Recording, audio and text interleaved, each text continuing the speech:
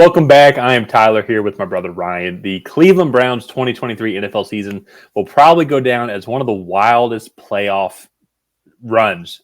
Let's just put runs that any team has had here. Going through four quarterbacks, going through a veteran QB from your rival team. Very fascinating. And for all them to get to the playoffs and then have it just kind of end the way that it ended. It's all kind of hilarious, but also kind of magnificent at the same time. So Ryan and I, we're going to review the Browns 2023 NFL season, and then the second half of the video, we're going to preview the 2024 offseason. So before we do that, be sure to like, subscribe, and ring the bell. We have 7-round mock drafts leading up for the Browns all the way up to the NFL draft. We have multiple of those, and also we have regular mock drafts coming out every Monday. Be sure to ring the bell to get notified whenever those come out. Ryan, Browns ended up going 11-6. I'll just start it out. How did they go 11-6? Like the defense, like just defense. Like the defense was phenomenal. I mean, Joe Flacco came in, gave them competent quarterback play. This defense, like you said, was phenomenal. And frankly, I think you look at their schedule, and like I remember the Steelers game in week 2, they probably should have won that one if it wasn't for 2 semi-fluky defensive touchdowns. To be fair, they also probably shouldn't have beat Chicago later in the season with some of the heroics that were made. It's a game of inches, and I mean they had a few of those games fall in their favor this year, and also they probably shouldn't have won the Colts game as well.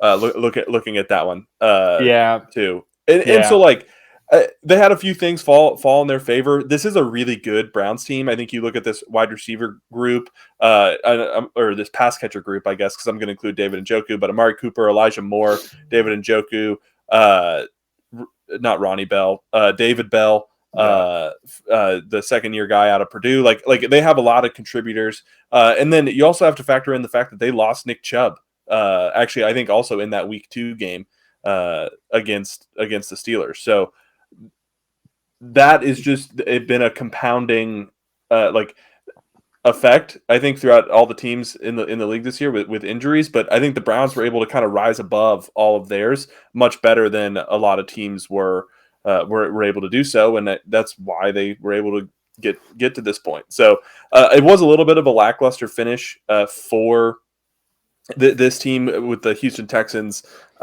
just kind of outclassing them. But I do think at a certain point injuries kind of caught up with them. But even with all the injuries, let's get into some of the statistics we have on the board. Offensively, they were about average, so they were 12th in running, 19th in passing.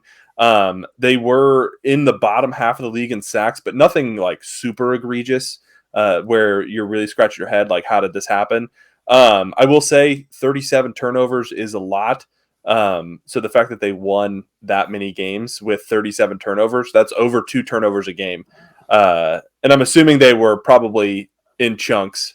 But you had 8 picks by Joe Flacco in his 5 games. Yeah, DTR and his 3 starts, but then DTR also played in 8 games as well. He had 4 picks. PJ Walker had 2 starts. He had 5 picks.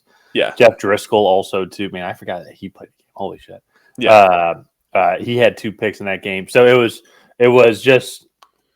I don't give that number too much weight just because of their whole quarterback situation, and it was honestly the kind of the especially the Joe Flacco kind of mantra, like with what he brought in. He was like, I'm just gonna sling it, you know, and who the ball is gonna get caught.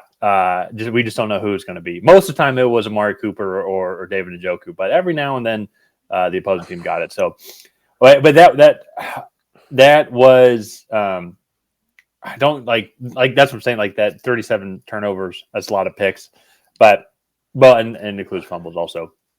But I think then too, also that you kind of have to factor that in a little bit too with the sacks, where I think offensive line play, I was well above average considering all the injuries that they had. I think though that includes you have Joe Flacco back there who is still rusty at times. DTR is a rookie. PJ Walker, who is going to be a perennial backup quarterback. It's Like I think those numbers factor in. Like I that's what I think of when I see these numbers. Nothing bad about the offensive line play. Yeah, exactly. And then on the defensive side of the ball, one of the things that I helped make up for the fact that they had 37 turnovers was that they had 28 takeaways, and that was 5th in the league. And then actually getting after the quarterback, they had more sacks than they gave up. which I give a lot of credit to Myles Garrett, Zadarius Smith, who was the other guy from the Vikings? Dalvin Tomlinson. Those guys really got after it this season. They were the number one passing defense. Denzel Ward and not Greg Joseph. Greg Newsome. Those guys, they did a great job on the outsides, and Greg Newsome actually even played in the slot some as well. But they have a fantastic defense over there.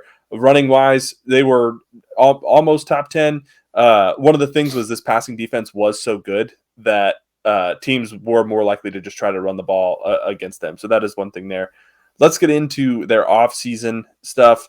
So they have negative $14 million in cap space, which isn't ideal, but that's definitely not an insurmountable amount of negative cap, right? Like I don't think they'll have to restructure a few guys, but I don't think they'll really need to all right, well, this guy has to be cut because he's a cap casualty. That's not at that level.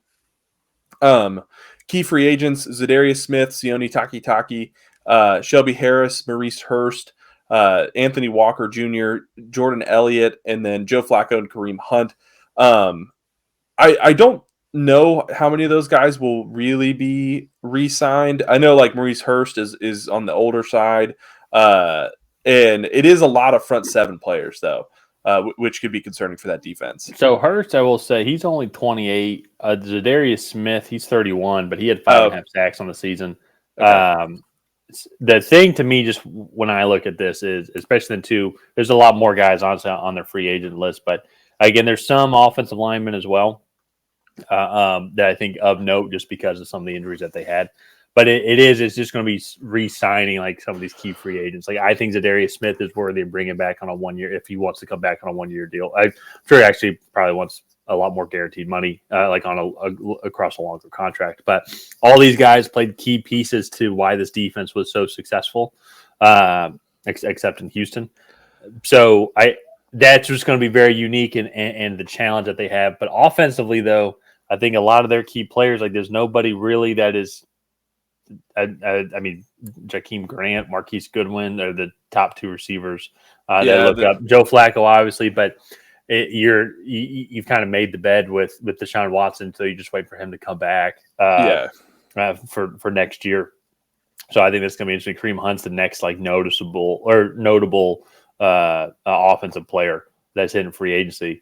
So that's where offensively you're kind of set with everybody that you have. Especially in two. That's why you got to get healthy. Nick Chubb's going to come back. Jack Conklin's going to come back. There's going to be a bunch of other offensive players that got injured that is going to come back. So I think if they're able to somehow find a way, if they feel Zadarius Smith, Shelby Harris, Sione Takitaki. It's funny, out of all I think I mispronounced his first name, but I said Takitaki correctly. I think Sione's correct. Is it Sione? Yeah. Sione Takitaki. C1. But I that's just going to be the key here for this entire team because, especially to the defensive line players, if they're able to bring back the defensive line, that just takes away so much pressure from the linebackers and the secondary as well. Yeah, and so their team needs getting healthy. Obviously, is at the top of the list because if this Browns team is healthy, I mean they have the personnel to compete with anybody in the NFL. Safety is a big one. The back end of this defense at times had a few blown coverages, and so securing up the back end of that defense. I will say I put that one. And I feel like that was I felt like we just needed one other one. So maybe I'm being very picky. No, I agree. I think they have good corners, but on the backside, I think that they could use some help a little bit. I gotcha. Okay. So okay. And then to me, I think they need to add another tackle to this offensive lineman room. I think the interior of this offensive line is pretty solid, but getting another tackle to kind of throw in the mix, I think would be much needed. So yeah.